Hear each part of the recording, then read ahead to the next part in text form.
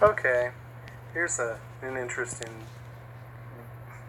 little smattering of subjects about patriarchal blessings, genetic markers, DNA, race,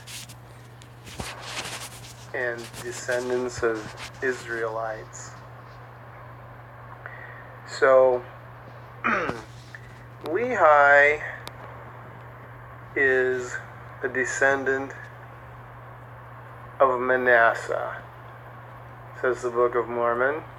Manasseh being the son of Joseph, sold into Egypt, an Israelite. It doesn't mention what his wife is in terms of tribe. Now, Nephi and the boys are sent back their third time, going all the way from the Red Sea back to Jerusalem, and check the mileage. It's 150 to 240 or so miles away, depending if it's a tributary or the real thing. Quite a walk, especially for 3 days wandering in the wilderness, as it says. So anyway, they made this amazing trek back and forth. Came back to Jerusalem after murdering Laban and hoping there weren't any wanted dead or alive posters out for them, since they'd kidnapped his servant and the plates of brass were gone, that they'd already been to his house twice to try to convince him that they wanted. So you'd think they were prime suspects. He was quite the man about town. Anyway, they went back and convinced Ishmael and his family to come with them, so they'd have some girls to marry, it says, basically. It says that Ishmael was a descendant of Ephraim. Zoram, who was the servant of Laban that got kidnapped, I believe he was from Ephraim, it may mention. I may be wrong on that. So all these folks come to the Americas. Now, we get patriarchal blessings in the church. Pretty much most people that join the church, if they're white at least, are told their lineage, and almost always they're a descendant of Ephraim. Now, when the Lamanites join the church, unless I'm wrong on this, it's my impression that they all tend to be from Manasseh. One other little factor in there. The Mulekites came, and then they joined up with the Nephites at some point there. The Mulekites involved Jews, one of the sons of King Zedekiah, who escaped with his life and wasn't slain in front of his father. So you have people from the tribe of Judah, Ephraim, and Manasseh mixed into this Nephite group that became, mixed in with the Lamanites back and forth. The Lamanites joined up with them when they repented, and they turned white again, and then, anyway, they got zapped and turned dark when whoever became unfaithful. So anyway, the Nephites were all killed, but they were all, Lamanites came from pretty much the same gene pool. But how many people of Native American or American Indian or Latino, as they're called, which is generally anybody with some darkness in their skin from south of the U.S. border originally, tends to be a mixture of the Native American and Spaniards, unless it's farther south and it's, with some other European. So anyway, bottom line is, if they got this Native American Lamanite DNA, why are they always from Manasseh? What about the other two that were there? They got people from Ephraim, one family from Ephraim, at least the dad, one family from Manasseh, and then another group of people from Judah, supposedly, assuming they're all the same, which may be wrong, but, so we've mentioned 3 tribes, but everybody's always from Manasseh. And if they're Pacific Islanders, they're always from Manasseh. Is that because we think that the Lamanites got in canoes and rode to Samoa and Hawaii and Tonga? Is that in Fiji? Is that kind of what what has been inferred in the past.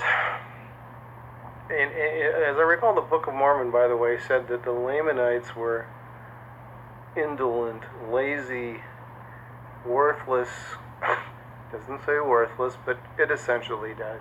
Indolent, lazy, idle, but the Nephites were industrious. It mentions the Nephites building some ships and sailing to the land northward. It doesn't work too well for the limited geography theory for the Book of Mormon either, especially when it said they spread from the sea east to the sea west, the sea north to the sea south. The sea north? Well, anyway.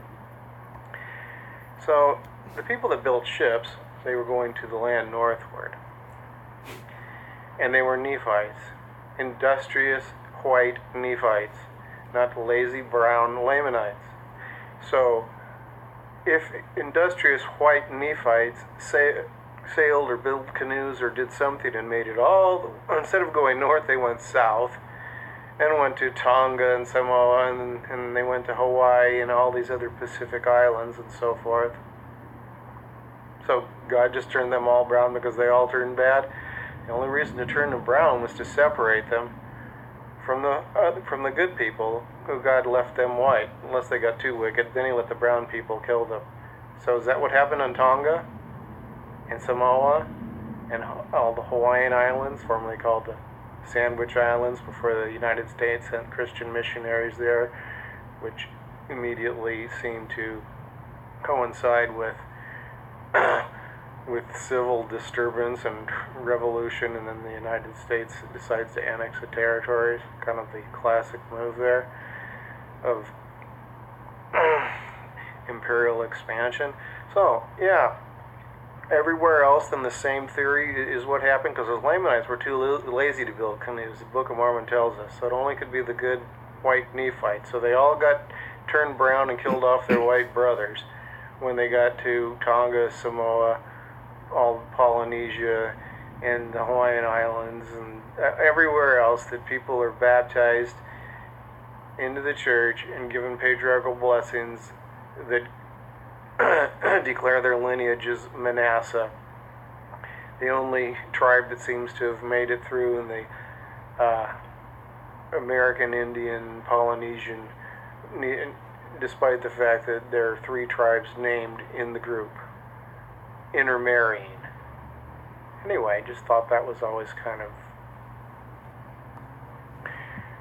a tough one to wrap your mind around.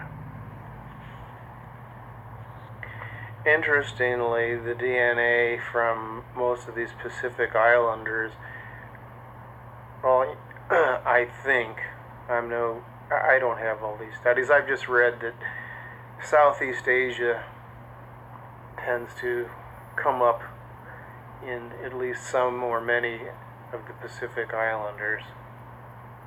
Southeast Asia.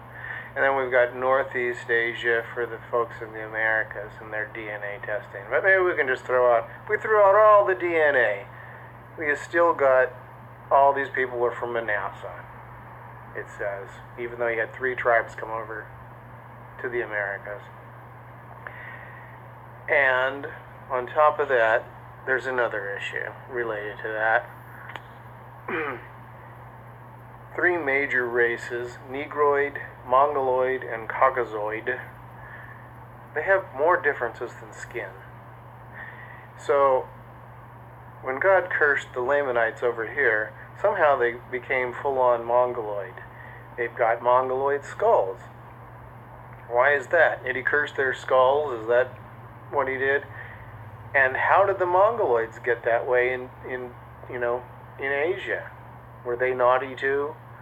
So God cursed them, and we just don't have the scriptures to tell us about that. We've got the we've got the limited record in the the Bible, which said there was a mark put on Cain. We've got the Canaanites turning black after they murdered the people of Shum in Moses chapter 7. And then we've got that convoluted connection between them. Besides, they're named after Canaan, the son of Ham, who was centuries after them.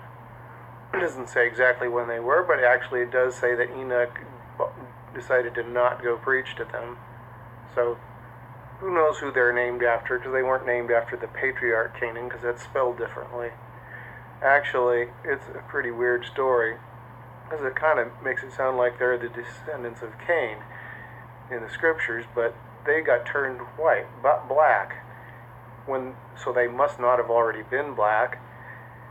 And the seed of Cain, it says in the same chapter, were black. It doesn't say when they turned black, but you got to assume that that was when the mark was put upon Cain, because in the Book of Mormon it keeps saying that the Lamanites that God set a mark upon them, and it was the dark skin. It says that numerous times.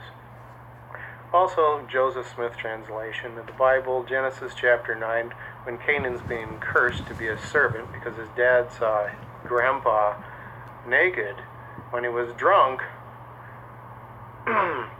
Joseph Smith goes ahead and adds on in there. You click on servant and you can see it says, a veil of darkness shall cover him. That's Canaan. That all men may know him.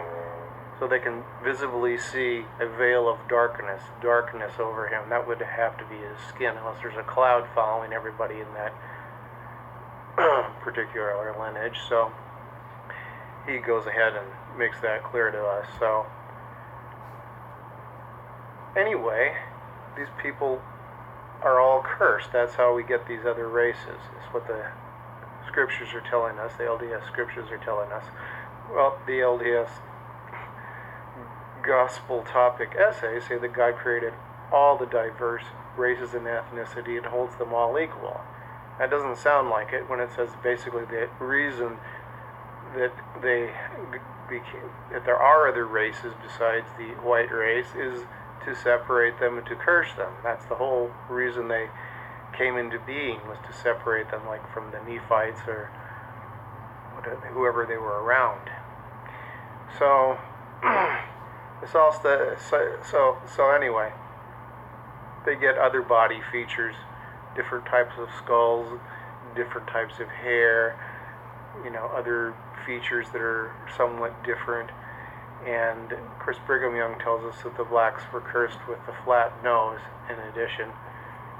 So that's one thing you can see. There are various differences that people have in their bodies. So God didn't just change the skin. He got rather creative, apparently. So how did it happen to the folks in Asia? All those people that just seem to have the same DNA as the folks in America, that used to be said to be the principal ancestors of the American Indian. And of course now it says they're among the ancestors of them. In the preface to the Book of Mormon, as the church has backpedaled quite a bit after the DNA research came out. Anyway, put all those things together. Patriarchal blessings I always thought was interesting. Three tribes, but only Manasseh is what the Lamanite blessings come out as far as I've ever heard. I also mentioned in another excerpt, not in this particular video, that the patriarchal blessing business teaches the same thing as regarding, your station in this life was determined by how valiant you were in the premortal existence. It says that in patriarchal blessings. It always says because you were so valiant, that's why you're in position to be born through Ephraim or whatnot. That's the same doctrine that was taught, say, why people were born through Cain and couldn't receive the priesthood, or why they were born Chinese and didn't have good opportunities 50 years ago when they were talking about that. Marky Peterson would talk about that in conference talks. It's the same doctrine. It's still being taught. They just don't mention it about black people being cursed. Although the Gospel Topics essay on race and priesthood says that that's just a false theory, that they disavow it. It also says God hated the Lamanites. The Nephites hath he loved, but the Lamanites hath he hated. When we actually think through the things that are being taught, they get tough.